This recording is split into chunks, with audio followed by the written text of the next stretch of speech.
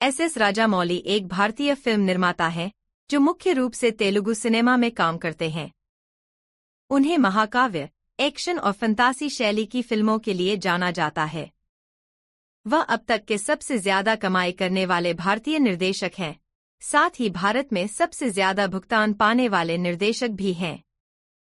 जन्म 10 अक्टूबर 1973, उम्र 50 वर्ष, मानवी। पति पत्नी राम राजामौली, विवाह 2001। बच्चे एस कार्तिकेय, एस मयूखा। माता पिता V Vijayendra Prasad, Raja Nandini. S Rajamouli net worth in ₹158 crore. प्रारंभिक जीवन। कोडुरी श्रीशैल श्री राजामौली का जन्म 10 अक्टूबर 1973 को एक तेलुगु परिवार में वी विजेंद्र प्रसाद और राजा नंदिनी के घर हुआ था। उनके माता पिता उनके जन्म के समय मैसूर राज्य, वर्तमान कर्नाटक, के रायचूर जिले के हिरेकोटनेकल में रह रहे थे। उनके माता पिता दोनों आंध्र प्रदेश से हैं। उनके पिता राजमुंदरी के पास कोव्वूर से और उनकी मां विशाखापत्तनम से हैं। राजामौली की मां कापू जाति से थीं और उनके पिता कम्मा हैं। उनके माता पिता विजाग में मिले और बाद में उन्होंने अंतर्जातीय प्रेम विवाह किया। विजेंद्र प्रसाद जाति व्यवस्था के विरोधी हैं और उन्होंने अपने नाम से प्रारंभिक के हटा दिया क्योंकि उन्हें लगा कि यह उनकी जाति का सूचक था। राजामौली के माता पिता भगवान शिव के भक्त हैं। उनका जन्म उनकी मां द्वारा श्रीशैलम तीर्थ स्थल की यात्रा के दौरान देखे गए स्वप्न के बाद हुआ था, इसलिए उनका नाम श्रीशैल श्री राजामौली रखा गया। उनकी एक बड़ी बहन है जो अब ऑस्ट्रेलिया में रहती हैं। राजामौली एक संयुक्त परिवार में पले बढ़े। उनके पिता और उनके 5 भाई अपने परिवारों के साथ एक ही घर में रहते थे। प्रसाद के परिवार के पास कोव्वूर में जमीनें थीं, जो रेलवे लाइन बिछाए जाने के कारण चली गईं। फिर प्रसाद और उनका परिवार 1968 में कोव्वूर से कर्नाटक चले गए। प्रसाद ने अपने बड़े भाई केवी शिवशंकर के साथ मिलकर रायचूर जिले के मानवी के पास हिरेकोटिकल गांव में 7 एकड़ धान के खेत खरीदे। उनका परिवार 1977 में कोव्वूर वापस आ गया। राजामौली ने 4वीं कक्षा तक कोव्वूर में शिक्षा प्राप्त की और फिर एलुरु चले गए जहां उन्होंने इंटरमीडिएट प्रथम वर्ष तक पढ़ाई की। इसके बाद उन्होंने 2 साल का ब्रेक लिया और कोव्वूर में ही इंटरमीडिएट द्वितीय वर्ष पूरा किया। उसके बाद उन्होंने आगे कोई औपचारिक शिक्षा नहीं ली। राजामौली को 2री कक्षा से ही कहानी सुनाने का शौक था। जब वे 7 साल के थे तब उनकी दादी ने उन्हें रामायण, महाभारत और भागवत महाकाव्यों से परिचित कराया।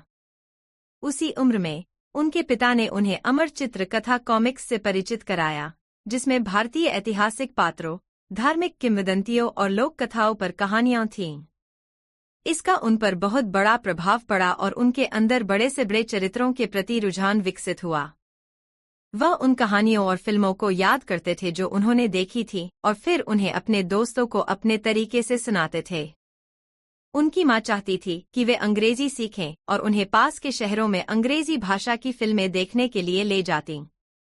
उन्होंने उन्हें खाली समय में कॉमिक्स और कहानी की किताबें पढ़ने के लिए प्रोत्साहित किया। उनके पिता ने राजामौली के बचपन के बारे में याद करते हुए कहा, 2001 से 2008 फिल्मी शुरुआत और सफलता।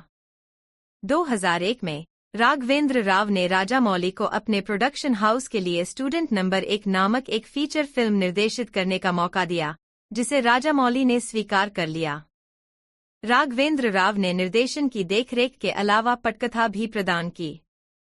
राजामौली को बाद में सहायक निर्देशक के रूप में लंबे समय तक काम नहीं करने का पछतावा हुआ। जब मैंने अपनी पहली फिल्म स्टूडेंट नंबर 1 बनाई तो मुझे नहीं पता था कि क्रेन का उपयोग कैसे किया जाता है, क्योंकि मैंने अपने टीवी सीरियल के दौरान कभी क्रेन का उपयोग नहीं किया था। स्टूडेंट नंबर 1 एक रोमांटिक एक्शन फिल्म थी और जूनियर एनटीआर की मुख्य भूमिका में दूसरी फिल्म थी।